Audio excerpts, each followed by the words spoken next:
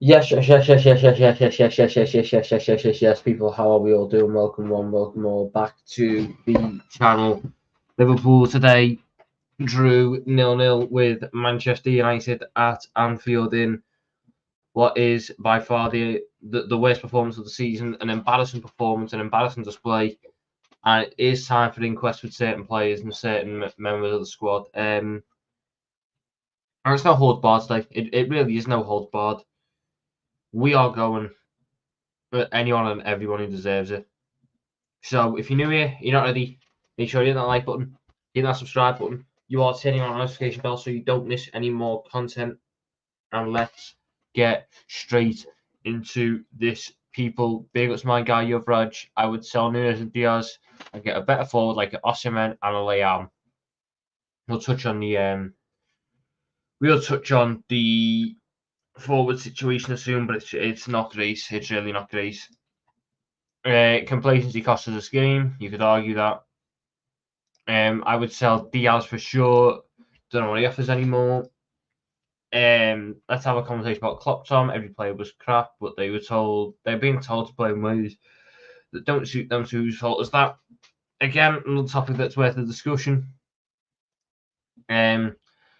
There could be 5 players on the right and left side. Could be completely empty. Yet Diaz was still choosing to cut the side. I don't even think that's just a Diaz issue. I think today everyone was at fault for that. Diaz has been providing zero width to this team.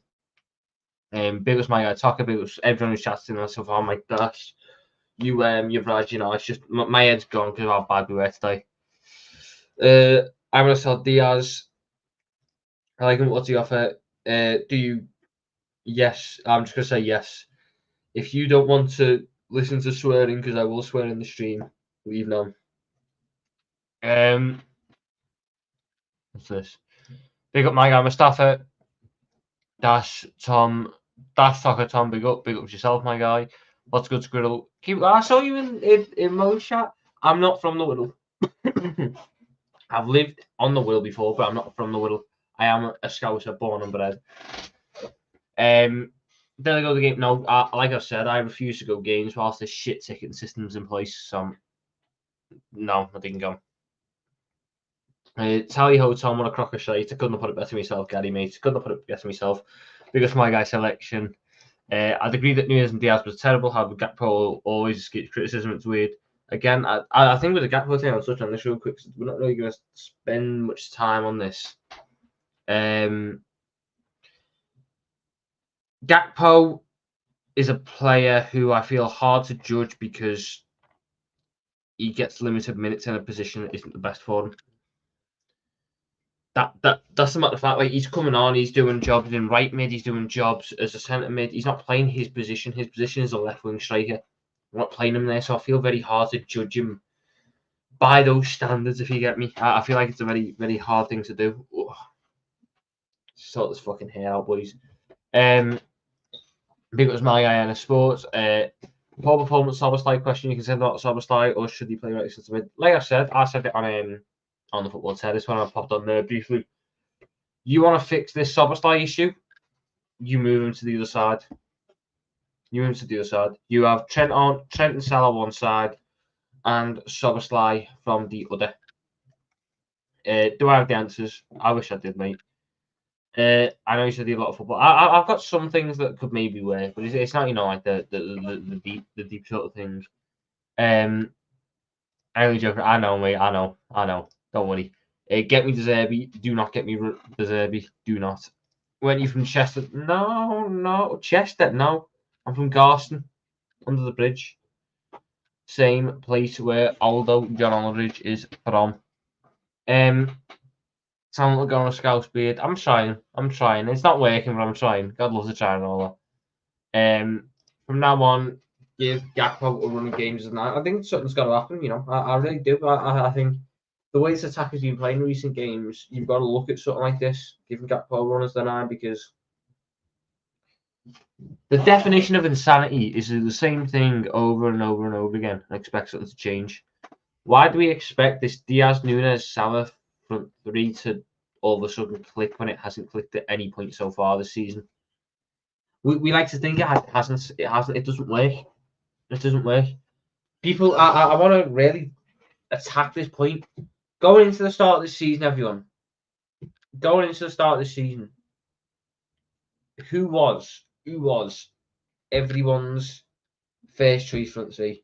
So I want you to go all the way back. We're going all the way back to Chelsea.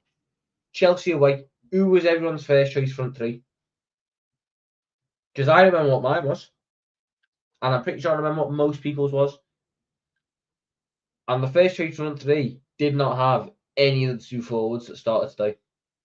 Now, albeit one of them is out injured at the minute, but before the injury, he was still not in the starting 11. For me, our best front three is Salah, Gakpo, Jota. It is. If you're on for the best front three, isn't necessarily ability-wise the best. It isn't. It is one that's got chemistry. It's one that can flow together. It's one that covers every single aspect of the game. The other one I can hear is a Salah, Jota, Diaz one. That's the only other one I can hear. Nunez wasn't in my line of sight to start the season. I don't think he was in many's. That's the big thing. You'll be able to put you there in a man bun soon. That is not the plan. A man bun is not the plan. What happens to Klopp when he can't use transitions for goals? This is something we need to figure out. We need to figure out how to get a little bit of control in these games. I mean, just real quick, Mike, if you want to get on now, I'll send you the link. Just DM me on Twitter. You want to get, because I have no real major plan for this stream. If you want to get on now, we'll talk about the game. Come on, I've got no problem with it. I'm quite happy to do this right now. It's just St. John Allman School, but I'm from Nedley's. Yeah, I get you. Nedley. I went to Holy Trinity and then was going to go to SFX, but that was when I moved to the over the water to the Wirral for secondary school. But I went to Holy Trinity in Garston. We knew forward. It's certainly something to discuss. Hightown, everyone won, lost in 17 games. Points 1-1 playing like shit. I believe this our season. Look, I have a lot of confidence. Let me just send this link to Mike real quick. Look, I'm not one of the ones who's sitting there going, season's over. Pack it all in, this, that, and the other. No, look, we are still in a very good spot here. But stuff like this, there can be a lot of cause for concern. There can be a lot of cause for concern because this isn't just like it. We were smashing teams, we drop points. Stuff like that. We have been struggling and bumbling and struggling and bumbling and struggling and bumbling, and now we've not got away with it. But we've shown no signs of change. Like I said before, the definition of insanity is doing the same thing over and over and over again and expecting shit to change. It ain't changing. So we need to do something else. Sam knows to get Tony. Tony ain't the guy for me, but I understand the idea of selling Nunez. But Nunez today was real poor. For me, he missed 3 big chances. I know that on the stat sheet, whatever, like everyone's gonna have a different definition of what a big chance is, sort of thing. For me, I looked at that today and I saw Darwin Nunez miss 3 big chances in my eyes. You had the header at the back post in the first half, which he's passed. This is me speaking personally. I'm going to speak for anyone else. This is me personally. If my striker is passing in that situation, I'm packing it in. Bobby Firmino is one of the most selfless players Liverpool ever had, and he wouldn't have passed in that situation. That weren't a pass. That was a shit header trying to score. Do not have it any other way. Second one, this is the thing as well about big chances and stuff. A big chance doesn't only happen when you miss a shot. You can fuck up a big chance without even shooting. So I go and look at the situation where he got the ball. So we're on the attack, come down the right, he gets to Nunez, he's got Simicast bombing on the left. The same thing happened with Salah as well this game, who I will speak on a little bit. But Simicast bombed on over the left. You had Salah, you had Gambit, you had Diaz in and around. And Nunez basically. Do this shit out the way. Nunez basically just done this. He gets the ball and he goes.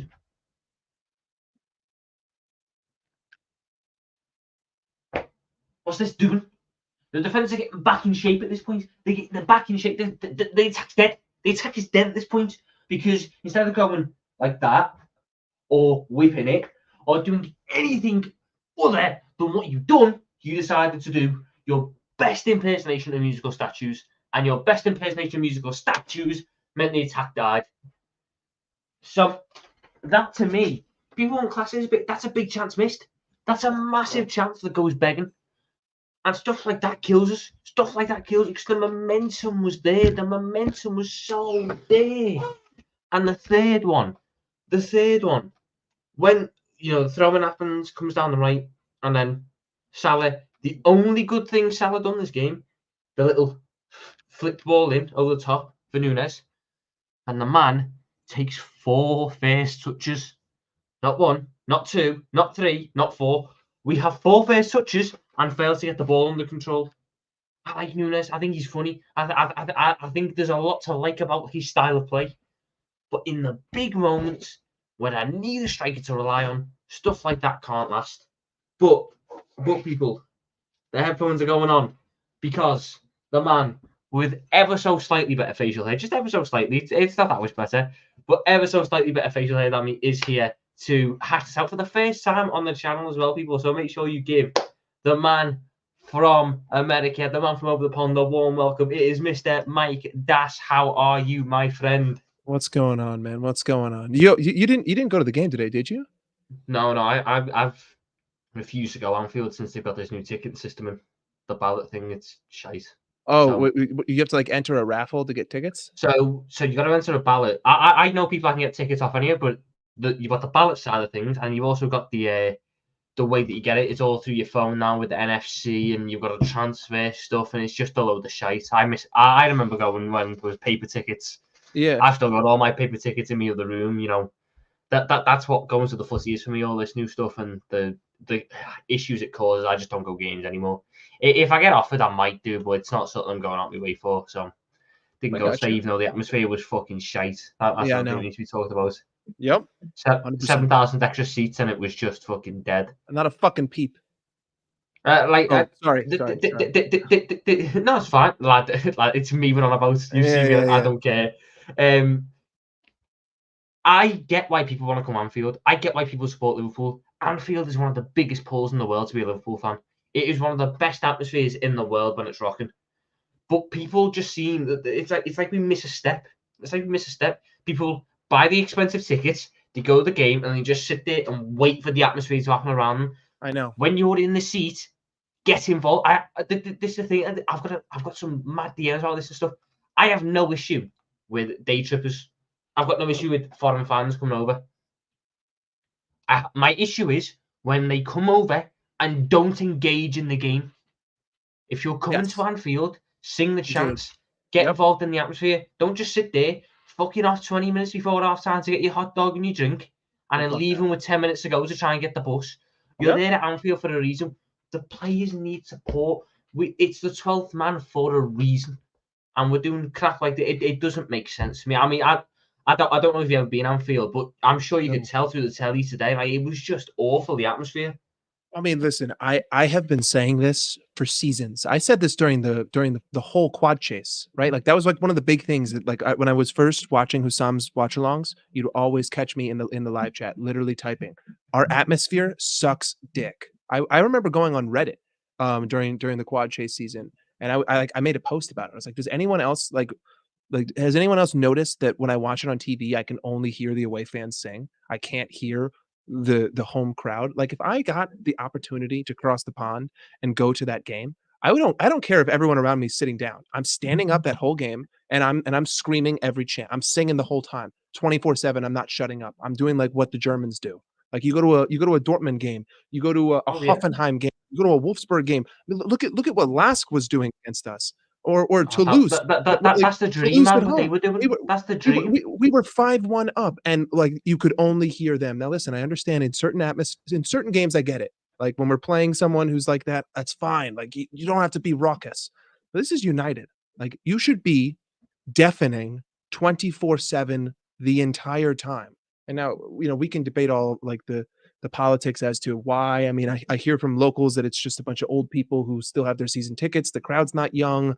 The whole cop isn't For lively. me, I look at it like the big thing that revitalized the atmosphere in a sense, or revitalized the culture around the club was them boss nights. I've been to some of them. They are immense nights. You go there, Yeah, you have a with piss up, you Jamie. sing Liverpool songs. Yeah, Jamie Webster, who's the other Keo Music. He's brilliant as well. He's done a couple of them. They are the best things. But the thing is, it is people of my demographic from 20 to 30. You go to Anfield, the 20 to 30-year-olds are dotted here, there, and everywhere, and there's not enough of them.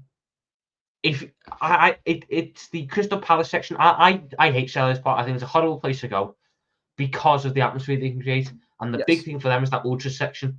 Imagine if Anfield had an ultra section. Imagine if we could dedicate a section. It doesn't even need to be the Cop. I understand the Cop has its certain pull.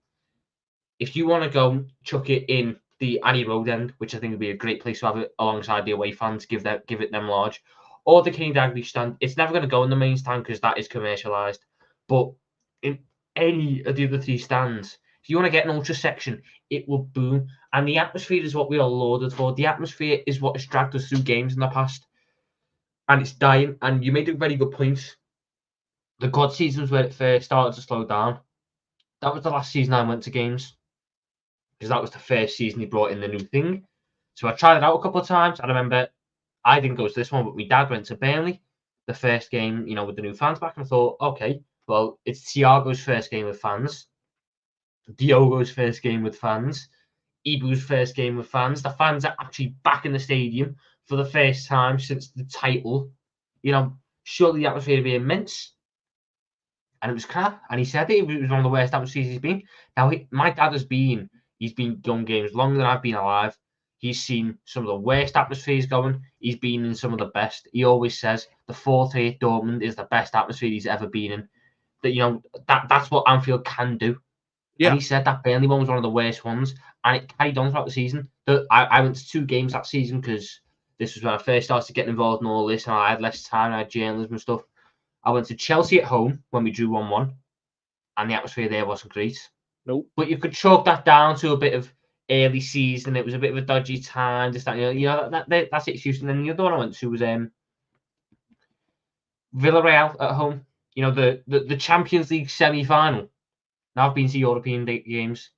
I've been to Rubin Kazan at home. I've been to Zenit at home. I've been to Young Boys at home. I've been to Hearts at home. I've seen the lowest of the low teams come to Anfield. And Villarreal was one of the worst atmospheres I've experienced. One of the worst. It took 45 minutes to get going. And the issue is, I was sat in the King Dalglish stand. So, when you watch it on the telly, the one that you see ahead of you, that's the stand I sat in. I was sitting there trying to start chants, and you're getting glared at like you're a fucking weirdo. What are you doing? Why are you trying to sing? What's this song you're doing? Like, this is what it's about. This is why people come to Anfield. Now you're moaning and you're criticising others for doing it. It doesn't make sense to me. And I know foreign fans like you would kill for the opportunity to get to Anfield and sing your heart out, because that's what it's about. That's why we support. It's the thing. People seem to forget that you go to Anfield to support, not to watch. You want to watch, watch it on the fucking telly. You go to Anfield to support. So supporting is chanting, getting involved in the atmosphere, not whatever the shit we got today was. Listen, I don't think it's just pigeonholed to us though. I think that there are a lot of big clubs that this has happened to. City don't have a great atmosphere, to be honest with you. Old Trafford, even when they were electric, even when they were good, I would say that as a whole, the bigger clubs are starting to dial back atmosphere-wise, at least in England. They're all starting to do the same thing. I remember last year, Arsenal's was brilliant. I think we can both sit there and go, at points last year, Arsenal's atmosphere was brilliant. With the it's always been. Stands, all the section. That was the best game it's ever been. And then this year, they brought in the ballots and the NFC ticketing. and every single one of them's having a moan. All these clubs coming in are suffering atmosphere-wise, but the people in charge don't care because they're making fucking money. Yeah. But listen, you know, we can talk about atmosphere, and like I understand it makes a huge difference, but today ultimately it wasn't. It wasn't like we can't sit here and blame the atmosphere. Because they had 33 shots and 13 of them were blocked and they created one big chance. So you had opportunities, you had the ability, but you didn't get it done. And I don't think it's totally the players' fault. I think Jurgen Klopp has a huge portion of the blame for the last 5 weeks because our forwards have scored 1 goal in 5 games. Mohamed Salah, thank you very much. But that's a Even that was a giant big deflection. yeah, that's a giant red flag. And I think that the problem right now is that we're pigeonholing ourselves to just looking at this one game, right? Like everyone wants to slag off Darwin for the opportunity, right? Everyone wants to slag off everyone on the pitch today just for what they did today. No one wants to look at the whole thing and basically say, okay, well, hold on. How come we aren't asking the question, why are we playing Darwin as a back to goal striker when he's a direct striker? This doesn't make any sense. This isn't Darwin's game. Hold on. What wait. Why are we continuing to allow Luis Diaz getting away with not going wide and cutting inside and getting into Darwin's way? Because Darwin's clearly been instructed not to wait in the middle. He's been instructed to come to whatever side the ball is on. So now they're running into each other. And then why are we not getting mad at Salah for doing the same thing? Why are our wingers not creating width? Why are our fullbacks not creating anything? Why are we ignoring the overlapping runs? Why are we missing simple 1-2 passing in midfield? Why are we so lethargic and slow in buildup? All of these are instructionally based criticisms. These are not things that I can point to and say you're doing your job wrong, because I don't think that you're being put in a position to succeed. I think that all of our play styles are clashing. I think that the big tell today was Gravenberch and Szoboszlai playing together. It doesn't work. It doesn't mix. Curtis Jones should have been there because Szoboszlai cannot go with another 8 that is the same thing as him. You can't have another ball carrying 8 that's going to run up. Listen, I know that you love Curtis Jones, but it's only because Curtis won't make these stupid runs. It's just because Curtis knows how to play. How Klopp wants to play. He facilitates. That's all he does. Curtis Jones facilitates, and that's sometimes all you need in a team. You can't have 11 world beaters in a team. You need someone to take the short stick, because what we have now is Szoboszlai ends up facilitating, and that's not his game, which is why at points you see him play the wrong pass, play risky passes, because he's trying to make up for it and try and get himself into the game where it went beyond him. That isn't his game. Just so quick though, on the atmosphere, I know plenty of people my age who love to go to the game, and I know plenty of people in Liverpool who love to go to the game. And how do you fix it? Because I know that I would pay $400 to go to a game. I'm just going to say that. I live in America. I would pay $400 to go sit in the cop. I can't judge for foreign fans. I'm going to have to accept that certain foreign fans that come over aren't going to embrace it. But what can be done about the atmosphere? You improve the local sale, so it is for locals and not just put in a random Liverpool postcode and you get in, because that was flawed. You arguably put in a section, whether it's in the stands or whether it's part of tickets, where it is dedicated to young adults, i.e. 18 to 24, because that is the core of people who you want to form the atmosphere for the next generation.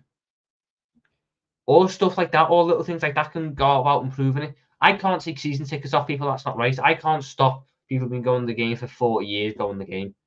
But the tickets that go in general sale, you can do something about that, because that's where the problems arise. But going back onto your point about the game, I think today just showcased the issues that a Diaz, Nunez, Salah front three has. But I think it's instructionally based. I think it's based on instruction, not based on play styles, though, Tom. That's where we're going to differ. That's where we're going to differ. I think instructions play a part 100%, but I just don't think they'll ever work, because the thing, what you're looking at there is a front three that is all focused on doing it themselves, getting involved themselves. And for me, the best front threes have someone who sits there and goes, all right, I'll take the shit. I won't be that one. We had it with Bobby. People like to forget that Bobby Firmino The big one that I thought was massive was when he deliberately left the Sadio Mane ball that was trickling over the line, even though it would have got Bobby Firmino goal bonus. If that was Nunez or Diaz, you best believe they're fucking booting that over the line. I know, but I just it annoys me these sort of things like that, which I know we're never going to get a front three like that again. They were a once in a lifetime front three in terms of the output and the way they flowed together and the chemistry. But to go from that to what is so just disjointed today just shocks me. But here's the thing. Here's the thing. What I think has been happening is Klopp has not evolved the system. He's trying to replace the system, recreate the system, right? He's not having Darwin Nunez play to his strengths. He's trying to have Darwin Nunez play this like free flowing, link up play 9, almost like what Bobby would be doing when our main goal scorer is a right winger, right? And we don't have the same clinical left winger that we did in Sane, because in Mane, because in reality, we pretty much had two strikers. It was Sadio Mane and it was Mohamed Salah. Yeah, we ended up playing a diamond. We had a diamond midfield. 100%. The problem right now is I think that rather than trying to evolve the system and base it around the players that he has at hand, he's trying to recreate the system. Like I genuinely think even if you put in Cody Gakpo there and you tried to play a false 9 today, we would have the same problems. We would have the same exact issues because we're not playing direct football. We're playing this slow build-up, total football, total possession, like Dutch style that just doesn't suit anyone that we have on the pitch. That's not the way that we ever worked. That's not the way that we were ever good. And even during the quad season, we got away with a lot of really lucky results on horrible performances because of individual quality. And you can't sustainably rely on that. We didn't rely on that entire season, but we sure as hell did in the back half. And we relied on that in the last 5 games. But the issue is that, yes, players are not performing right now, but at the same time, we're ignoring the fact that they're being put in a position to not excel to their 100% possible potential. Like, even if Darwin performed today, I would say we're still not utilizing the guy right. And even if Luis Diaz performed today, I would say we're still not utilizing him right. Same thing with Sobo, same thing with Gravenberch. I think that it really comes down to Klopp is not evolving his system. He's trying to revert. And I can see it because he's not angry at the fact that Nunez isn't producing GA, just like how he wouldn't be angry at the fact that Firmino wouldn't be producing GA, because he doesn't want to score from the 9. If he did 100%, if he wanted to score from the 9, then tell me, why doesn't Darwin just sit in the middle of the box? Why is it today that every time Tsimikas had the ball and he went for a cross, he realized that there's no one in the box because Darwin's on the edge and he's closer to the ball than he is to the goal? And it was the same thing on the other side. You know what I mean? I think you look at this system, it is I think these players should be able to play that style of football because they are good enough to do that style of football. I agree it doesn't play to their strengths, but there is only so much direct football you can play. I understand why we've tried to find a system that is focused a little bit more on possession. The issue we have today, I feel, was you could see at half time this wasn't making, and it wasn't going to work. It doesn't take a genius. It doesn't take a genius, and it doesn't take long to figure out when a system is going to work in a game. At half time, I was saying it. You need Harvey Elliott on, you need Gakpo on, you need Gomez on, and you need to go to a 4-4-2 or a 4-2-4, whatever people want to go by. You need to go more direct. There are certain games where you need that slow, methodical build-up. I think the issue we've had with that is, and this is where I do agree with you, Nunez doesn't fit that style of play. Diaz doesn't fit that style of play. We have 2 forwards who do in Jota and Gakpo. Josh a little bit less so, but he still, he's never healthy. Fit a fair amount of it. Yeah, and then you get back to this other issue of what we could do with another attacker. And this is why the club was so desperate to keep Bobby Firmino on last season, because games like today, Bobby Firmino would have loved it. So we just have issues at the minute when it comes down to figuring out our identity. We knew what it was at the start of the season, and we've tried to move away from it. And this isn't a knock on Trent. This isn't a knock on Trent. I think what this shows now is that the Trent at right back thing does need to start. We need to start moving away from it. The man is too influential in the midfield. He's so Joe looks good way in that better midfield. there. Joe looks way so better than there anyway. Yeah, and Gomez does the simple things at right back, which is in a sense what we need, because you can't have. And this is why earlier I said you need to move Soboslai out to the left. You can't have our chief creator in defence is Trent, our chief creator in midfield is Szoboszlai, and our chief creator in attack is Salah. You can't have all three chief creators on the same side. Yeah, I It's a agree. recipe for disaster because they're I all just agree. going to get each other right. So one of them has to move.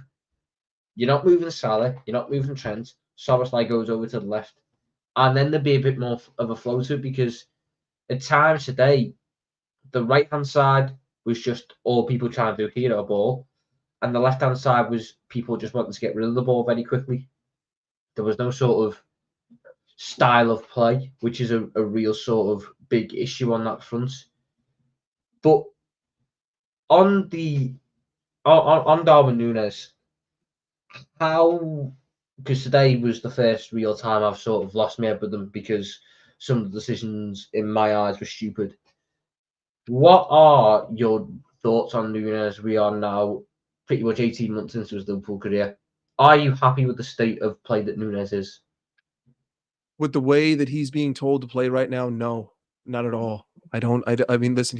Has he missed opportunities this season in front of goal? Yeah. Can he be more clinical? 100%. He needs to be more clinical. But at the same time, today's a great example. He had half chances, and people are acting like he missed a sitter against Luton. Like, listen, the header, even if he gets it on goal, Onana's there and like he's leaning back. So you can't tell me, I don't think that there's any striker in the world where if you put there, I'm like, okay, that's a 50-50 shot at a goal there. I'm like, no, that's going to take a superb world-class header leaning back to even get it on the proper part of goal. No, Cody but Gakpo, for me, he's only leaning back because he's jumped too early. perhaps. Listen, I also thought the same thing. There were times today where I'm thinking to myself, Darwin, if you just were a little bit more intelligent with your run, for instance, there was one spell of play where I forget who it was that was coming on the right wing.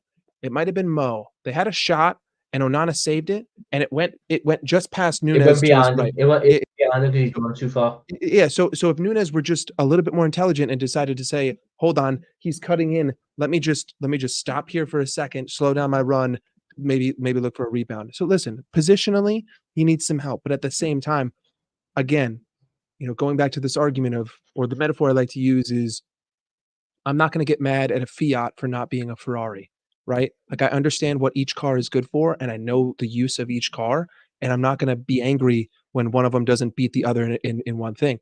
Ferrari is never going to beat a Fiat in gas mileage, but a Fiat is never going to outrace a Ferrari, right? So I know what Darwin's strengths are, and I know that he hasn't been performing to the best of his ability, but I also need to take into consideration that he hasn't been being asked to play the way that he should be in order to excel at his utmost ability, if that makes sense. If you're going to use him this way, then if you want to play the style of system, then Cody Gakpo should be there. Cody Gakpo should be in the middle. Luis Diaz and Mohamed Salah should be essentially your two central. It should be left striker, right striker, kind of, rather than left winger, right winger. Let your fullbacks become more creative and let Diaz and Salah stay centrally. And when you need some chaos, bring Darwin in off the bench if you want to play this style. If you want to actually use Darwin, then Darwin needs to be the focal point in terms of like literally stick him in the middle. Like I don't want to see him drifting towards the wing every time we have possession because then that leaves no one in the box. And how many times today did Joe have the ball or Simicas have the ball and there was no one to cross it to? How many crosses were deflected by Diogo Dallo and Rafael Varane? But then you also had to say to yourself, to be honest, there wasn't even a red shirt within 3 yards of that guy. So like why is he just hitting it away? Does that kind of make sense? Like he's been Yeah. No, he's been I get shit. you. Like he hasn't been. I don't know. Husam's going to say, "Oh, but Mike just loves to suck Darwin off," and I'm like, "Listen, relax, Husam." But it's like he's not being put in a position to excel. But at the same time, when he does get these opportunities, he's not capitalizing. So it's like a double-edged sword here. What do you think about this stuff? Do we just, because of the way he plays and the way that this team is set up, and I can't change a team to suit a player, do we just go, okay, the player's going to change to suit the team and go left wing like he done at points last season? I don't think that works because Darwin, first off, he's not a lefty, so he's not going to be able to whip in balls from the left side, from the left wing. He's not going to be able to be that creative source on the left wing. And second, listen, I think that Diaz would be good in a central area. I mean, that's where he plays for Colombia. But I don't think that Darwin is a left winger. And I really just think that it's a system thing with Darwin. You either have to build you have to build it all around him and have him be a central direct striker, or you need to use him as an impact sub. It's that simple. I don't think that him on the left would work, and that's why I want us to go get a forward this January. Because if Jota were in, I would say Jota needs to be playing the 9 this game, 100%. Because I know that Jota can drop back and he can play back. I think we miss him massively. I think Jota is a very annoying player because he only gets the credit he deserves when he's injured. But needs to stop getting injured because we need him. He's a player who bails you out in certain games. He's a player who has very underrated qualities. I think, I mean, I don't know about you, but me personally, he's in my first choice front three alongside Gakpo and Salah. I still maintain that is the best front three that we have. You can have Diaz and for Nunez this way of be playing, impact on the bench. For this way of playing. Yeah, you just got to look at how we are set up. To be honest, I think the real major tactical change has to be moving Trent into midfield. Agreed. Agreed. Whatever fullback you buy or whatever fullback you go for, that's fine. But Trent needs to go in midfield now because this inverted stuff, it works when it works, but it's killing us when it isn't. It's killing us. It's okay when Trent inverts, all of a sudden, it's like, okay, so then what the fuck are Gravenberch and Szoboszlai doing? Like, I don't understand. Gravenberch looks lost. The moment Trent comes in, Gravenberch looks lost. He doesn't know where he's going to go. Exactly. It's clashing play styles. Listen, dude, after the Champions League final against Real Madrid, I made a post on Reddit and I said Trent should be a midfielder. I got like 400 downvotes and people were like, get a load of Jordan Henderson, get a load of Fabinho, all this stuff. 2 years later, where are we? We have people saying that Trent should be in midfield because the guy is a midfielder. He has all of the top qualities of a midfielder. I think that if he were there, if Endo were in the 6 today and the 2-8s were Trent on the right and Szoboszlai on the left, just let Szoboszlai have free reign on the left side of the pitch and let Trent have free reign on the right side of the pitch. Literally cut it in half. And Endo, listen, defensively, I don't think that we were poor today. I think that Endo actually put in a shift. We're fine defensively. Listen, every game more and more, even against City, I'm really starting to think to myself, we could actually get away with not buying a Paulinho. Like, we can get away with doing this if we can figure out the front five, because it's just too slow. It's too slow. And like, I think that the problem, I think a reason why the midfield is also being too slow is because when you bring Trent in there, now all of a sudden you have 3 midfielders who like to carry the ball, right? They're not one-touch guys. Like, Trent loves to carry the ball. He loves to get forward. Szoboszlai clearly loves to carry the ball, loves to get forward. So does Gravenberch.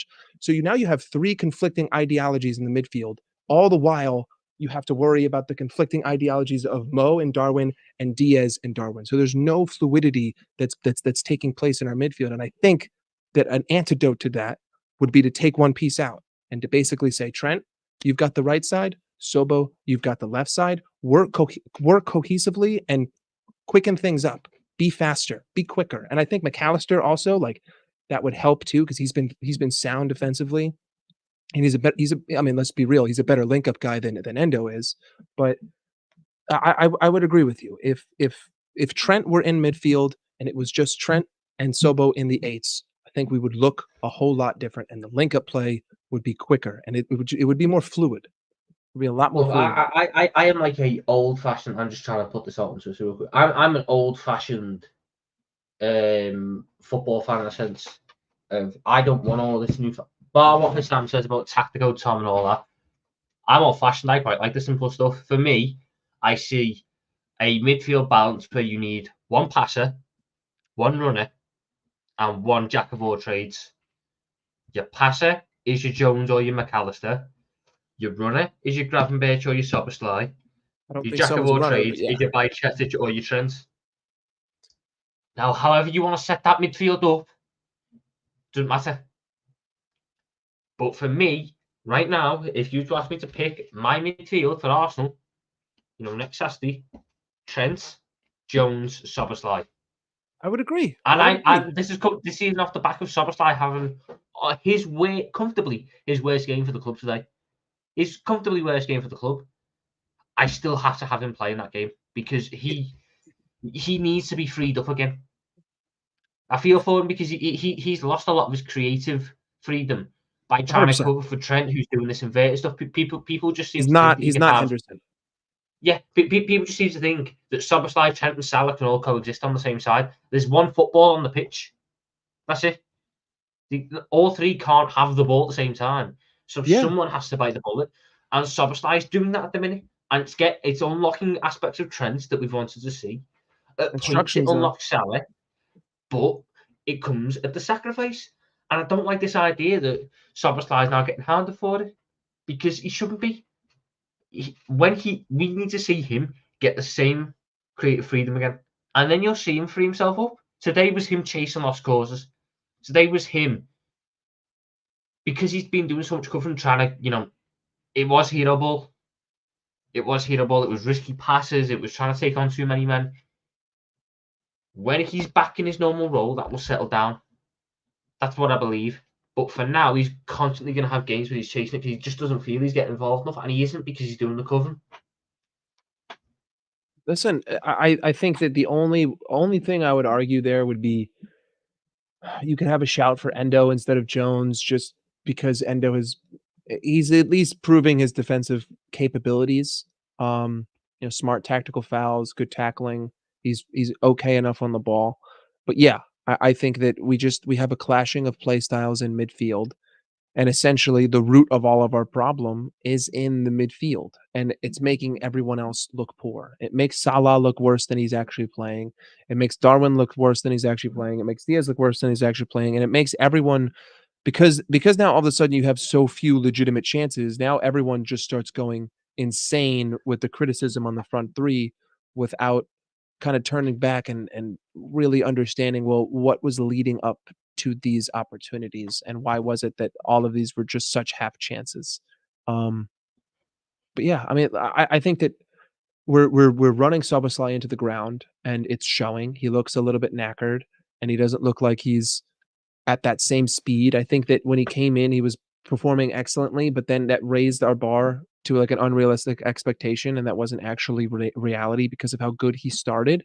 And we haven't done enough to really highlight his strengths because he's being asked to be Jordan Henderson. And I think that he's way more capable than Jordan Henderson, and he's way better, and he shouldn't just be being used as legs. And it's the same thing with Gravenberg. Gravenberg is being asked to essentially be all legs. And I'm like, that's like, you're taking away so much of the guy's offensive capabilities. It's the same thing with Manchetser, right? Like, listen, Manchetser might be our best option as a 6 right now, but the guy's not a fucking 6. He's not a defensive midfielder. Why is it that we have to sit go back here? To pre-season. Go back to pre-season, and we set us up in pre-season. Manchetser on the right, Szoboszlai on the left. Manchetser doing the covering for Trent, because Manchetser doesn't want to run with the ball. He just wants to get on it, do his first time passes, dictate the tempo a little bit. Szoboszlai had all the freedom. That's how it works. And on this point, don't forget Thiago told me he's about to be back in January. Is he? But what is he even going to do? Like, what? Tell me the value that Thiago, the captain, of holding the ball and slowing up play to an even slower pace that we already play, is going to do to this team. Like, what?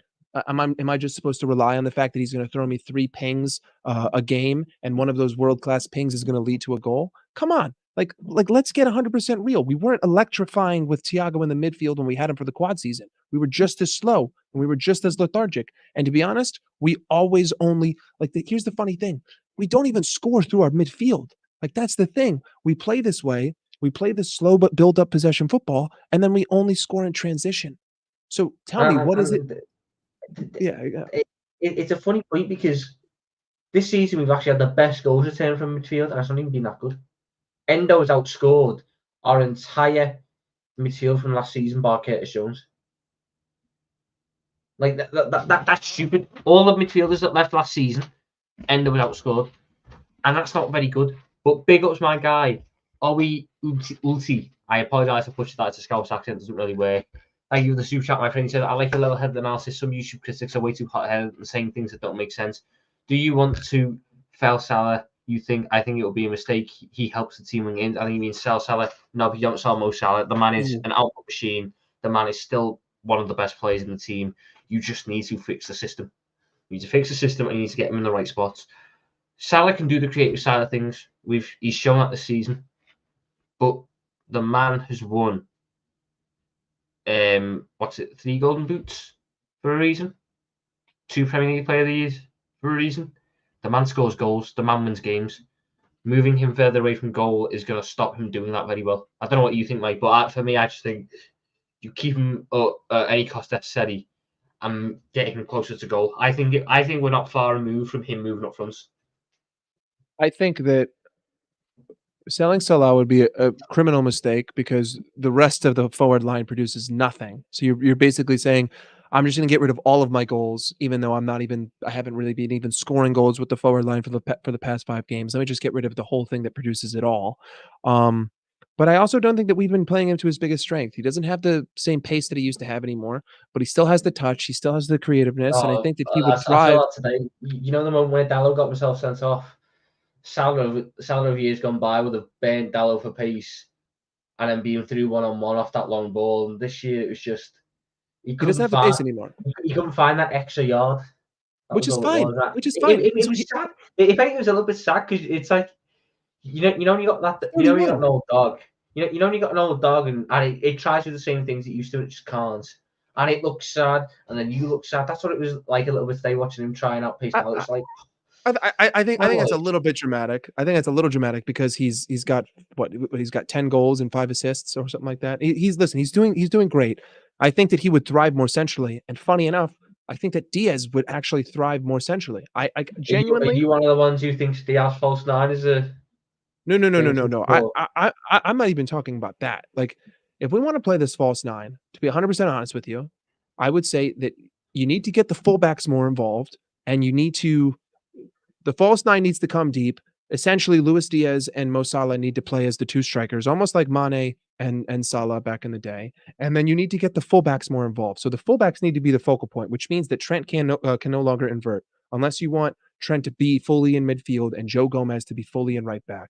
But in this system, Trent's best creativity would be coming from the fullback position because that would be the focal point of our creativity, right? And the false 9 and Cody Gakpo, you're simply there. I'm not expecting you to do crazy GA output. You're supposed to be the link-up man between the fullbacks and the midfield and our 2 strikers. And I think that would suit both of them because Diaz plays better centrally and Salah plays better centrally. Or you can go more to like a 4-4-2 like you were saying before and have Diaz and Salah kind of be these hybrid, winger/strikers, and maybe you're doing almost like a 4-3-1-2 if that makes sense, but set up in a 4-4-2. A diamond midfield, effectively. Yeah. There's a lot of different ways that we can cut this cookie, but I think that right now, today, it would have suited us better if Mo went wide and Diaz went wide, and we created more width in order to free up space for Darwin in the middle.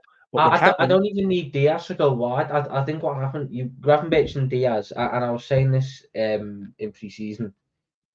Diaz, and this is why I also think at points you miss Robertson, and I think that Tsimikas has actually been quite good recently. I'm number one Tsimikas hater and everything, but he's been quite good recently. But you still miss Robertson because he gives you fit, he gives you advanced width, because he wants to get by a line and cut back. Diaz wants to get the ball out wide but come inside, so he's not going to offer you width. Gravenberch wants to get the ball, come inside, not offering you width. Curtis Jones will offer you width, but then you're not going to get output from him because he's doing a facilitating job. People need to understand that you are going to have players in your team who don't get 15 G a season, but the job they do is so important. We miss Curtis Jones, and the fact he didn't start today, before the game I said it, he's the one, he's the key, he's the link-up piece. The best performance we had this season came when he was in midfield. The second best performance we had this season came when he was in midfield. The third best performance we had this season came when he was in midfield. When Curtis Jones is in the midfield, he doesn't light it up. Let's get this clear. Curtis Jones gets a lot of shit in his performances. It's fine. Curtis Jones makes everyone else around him better. Not by a lot, but he gives them the freedom, which makes them better. That's all it is. And I don't want to stay on for long. It's nearly 1 o'clock in the morning. I want to. Yeah. I want to go to sleep because I am goosed. Arsenal. We've got West Ham midweek. We got Arsenal on the weekend. What changes are you making? Because we know there's not going to be a system change in a week. That's not going to happen. So No, yeah. to fix the problem with the system, what do we do? Oh, first off, big up to Oi Big up, Ulti. you see $50. I appreciate that, mate. With you there, guys. I appreciate that. And you know what? See, look, we got a smart group of people here. 10 to 1 in the morning. The head loss has been and gone. We are just dissecting what has been a poor performance by the Reds. I don't know about you, Mike. I'm not sitting there going titles over. I'm not sitting there going it's the end of the season, this, that, and the other. I'm sitting there going, No. it's a poor performance. There's things you need to improve on. It's not the end of the world. Okay, well, I'm Is looking this at where you more. come in and go, oh no, the world's ending now. Get Crockwell, get No. this.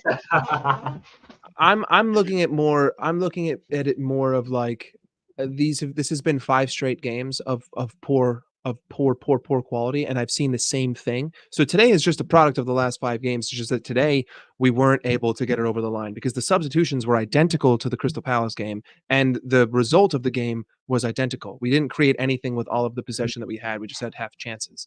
So I think that, listen, midweek, it's a home cup game against West Ham. West Ham are not nearly as good away as they are at home.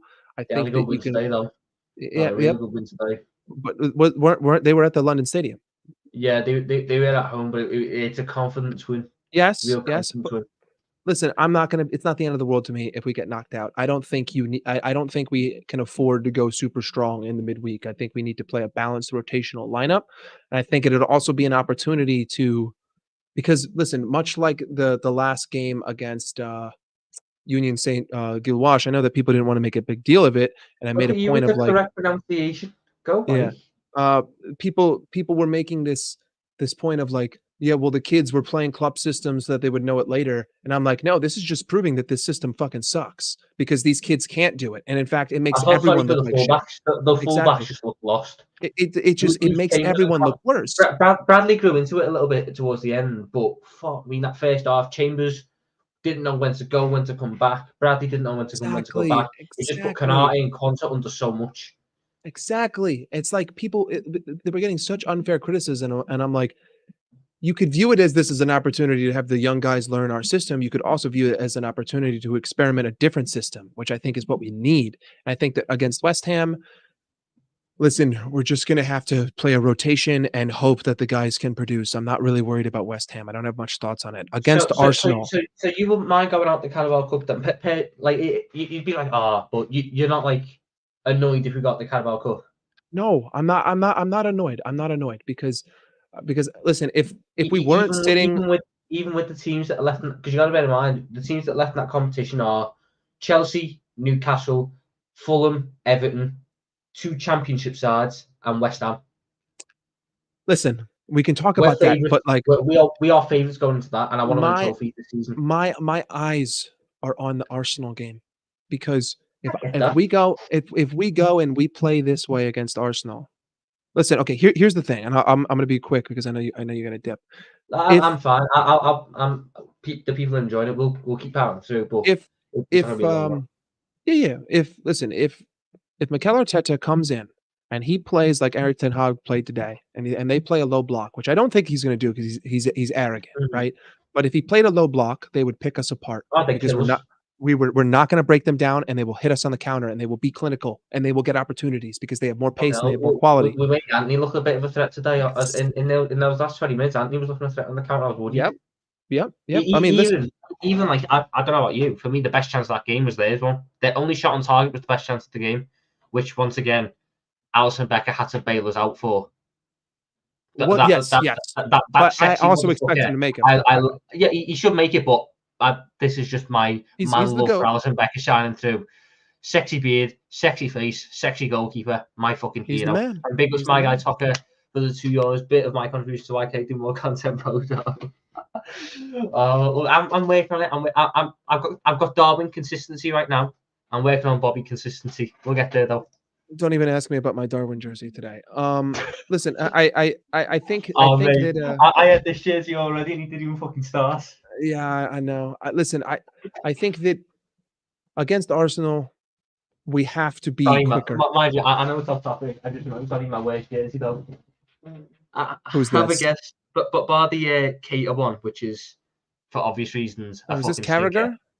No. Oh, it's a Carvalho. Oh my God, I'm sorry. He's not even a Liverpool player anymore. Well, honest to Listen, God. we what we Who need was to the worst thing do. you've got on the back of your shirt before? Actually, I know it's off topic, but I'm actually genuinely, it's something I love talking about. Who's the worst thing you've got on the back of a shirt before? Darwin. I've only listen. I only have okay. So the only shirts I've ever gotten from Liverpool are Luis Suarez with the Warrior shirt from that season where he had the wonder year with us, and then 13, 14. yep, and then I've got a Darwin jersey and I've got a Soboslai jersey, and unfortunately both those guys sucked dick today. So and but the thing is, I Oh, buy lad, them off of. I had some proper stinkers. I had the Robbie Keane one. He was Okay. here 6 months. I got Yep. that Robbie Keane shirt for Christmas, and he was gone on January 2nd. So that shirt had a shelf life of a week and a half.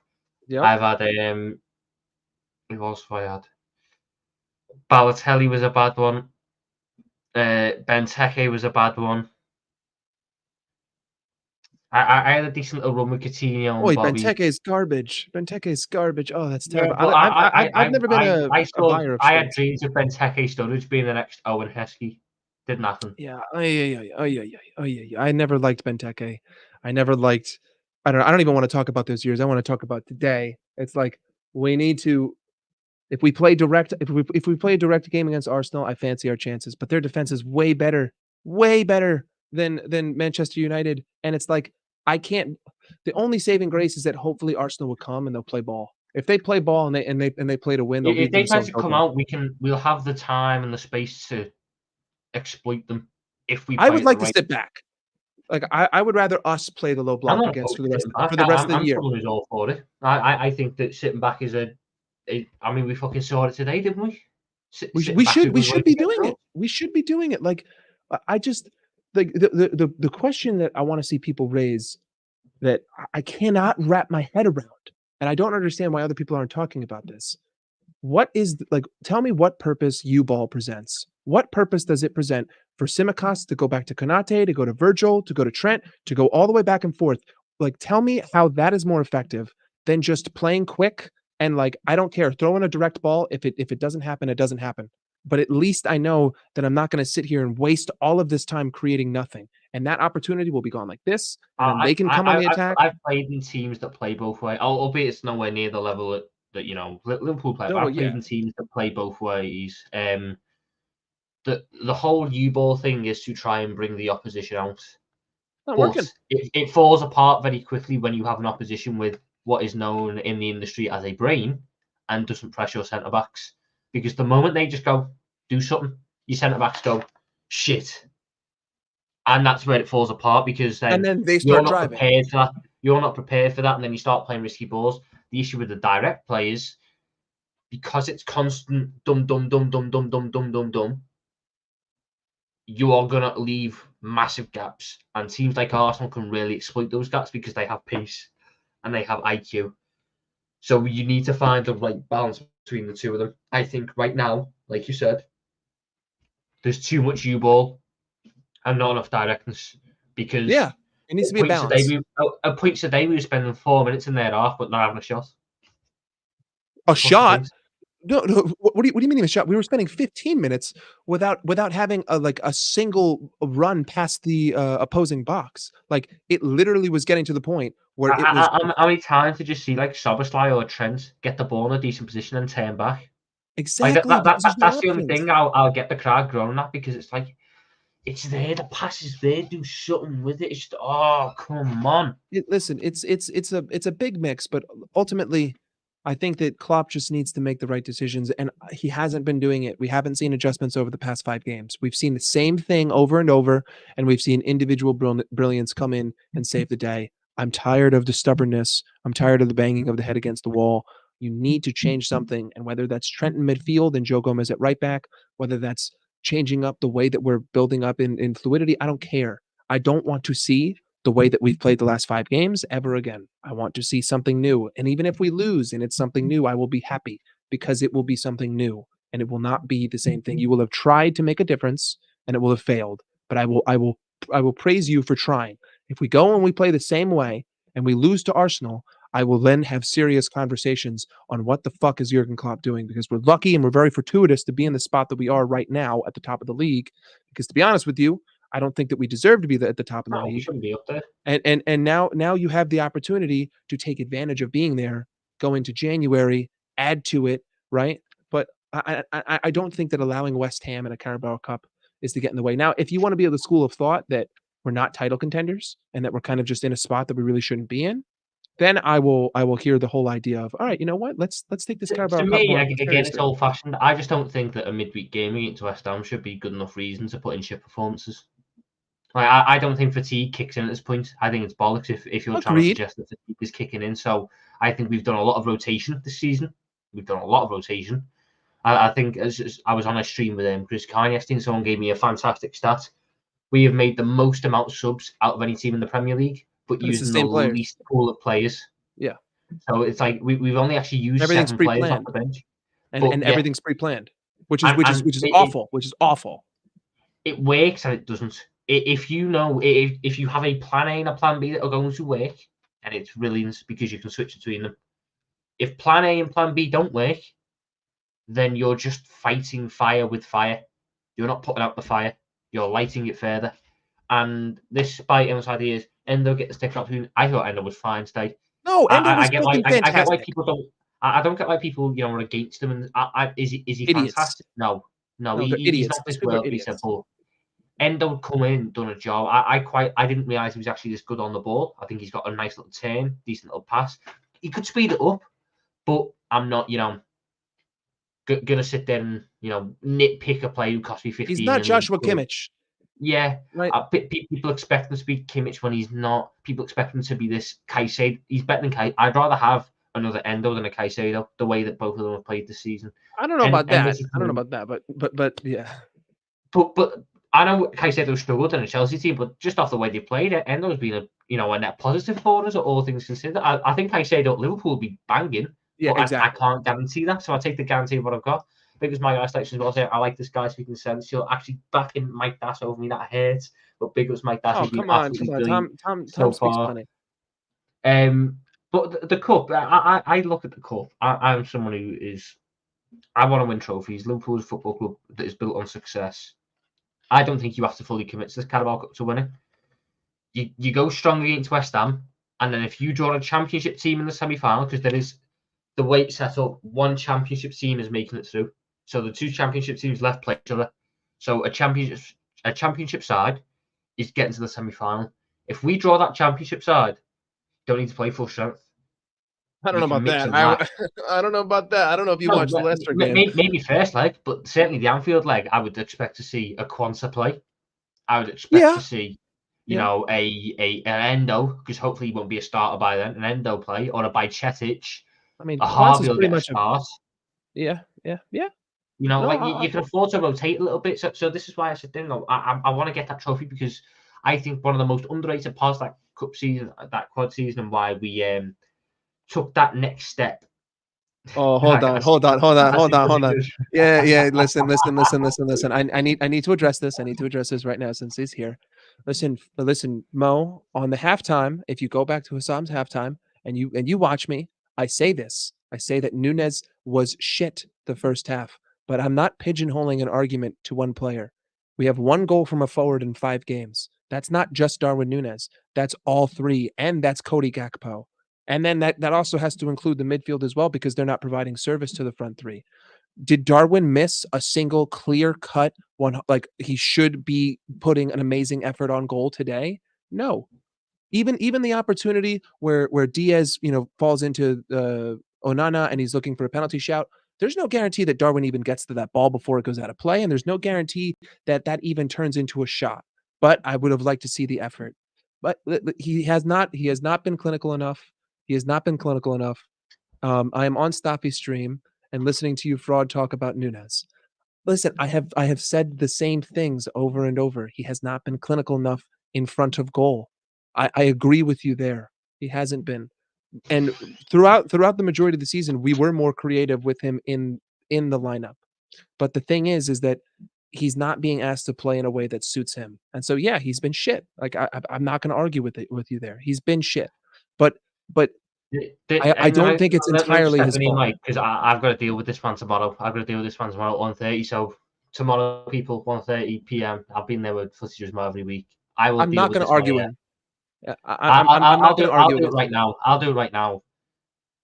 If Nunez doesn't have the basics and is still is still at this point in the season got 14 or 15 GA, I don't know exactly what it is, then the standard of football is in the mud. Because if this is what not having basics is getting you 15 GA, it's not pretty for the rest of the league and the rest of Europe. I look at though, if we He get should back have to the he should have like 30 though. He should have like 30. yeah, I'm going to be fair. if I'm Darwin going to be Nunez, fair. I don't even need Darwin Nunez to have if Darwin Nunez had Haaland levels of clinicalness, Darwin Nunez would not be at Liverpool. Whether we like it or not, he wouldn't be at Liverpool because we wouldn't have bought him. If Darwin Mo is Nunez not wrong. I get the gripes about Nunez, but I don't like the idea of just writing him off fully. Even though I've had a right go at him today because I think he deserved a right go today. Because for me, those chances, not even the ones which he missed, the ones which he didn't even like advance and pass, they really annoy me today. I understand the net positives he can bring the side in the right situation, in the right system, because there is no other striker in the world who carries as much threat in aspects of the game. But we figured it out. This is one thing I will say.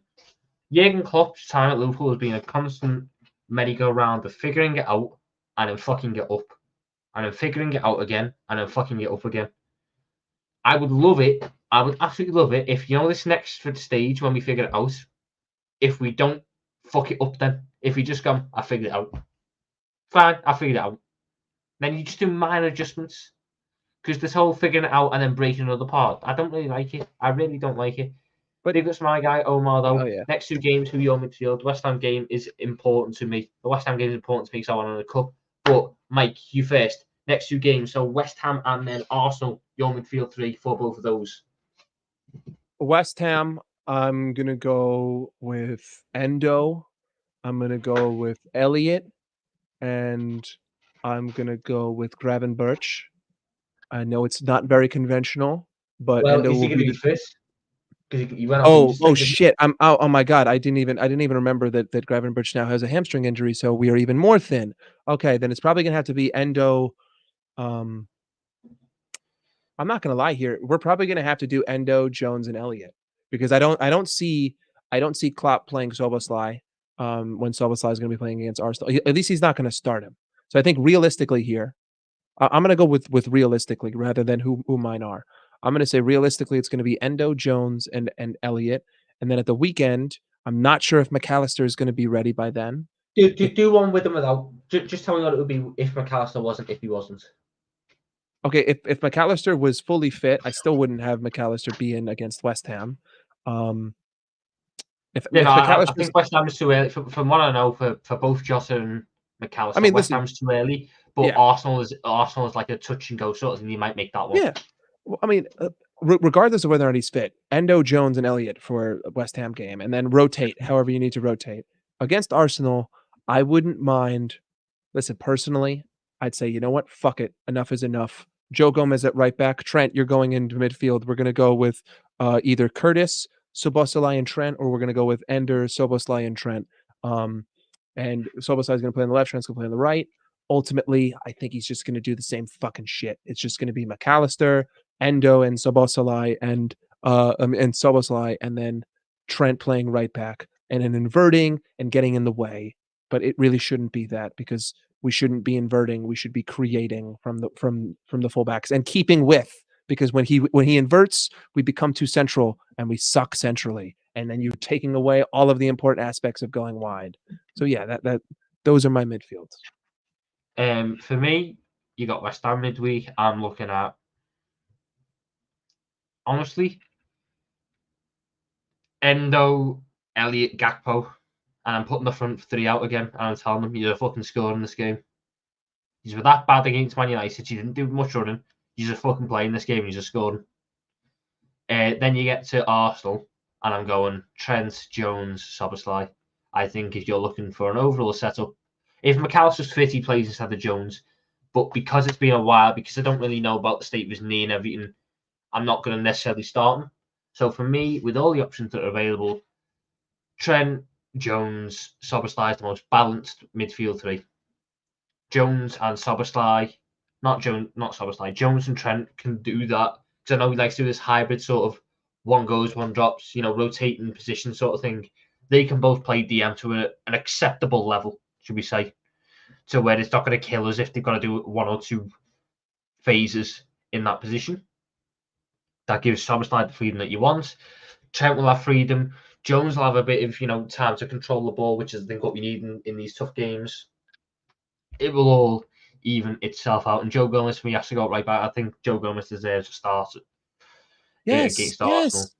Omar, your last question. Do you really think Klopp will put Trent in midfield? I think that if he doesn't make a change, more and more. Listen, if he doesn't make a change against Arsenal, people need to start calling him out and really start to ask questions because the writings were on the wall for the last 4 weeks. The writings were on the wall against Fulham. They were on the wall against Sheffield. Like we've seen the worries, right? We only have one goal from a forward. Something needs to change in the middle of the park where that is progressing the ball.